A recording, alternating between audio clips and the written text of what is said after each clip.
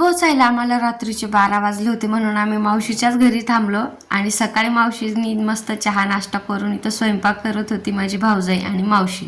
तोपर्यंत मी माझ्या आजीसोबत गप्पा मारत बसले होते. आणि मस्त इथं मावशीनं मटण आणि बाजरीची भाकरी बनवली होती. खरं सांगू ताईंनो, माझ्या आईपेक्षा जास्त ना मला मावशीनं सांभाळलं आहे. यानंतर जवळच माझी आत्या राहते, तिला जायचं होतं.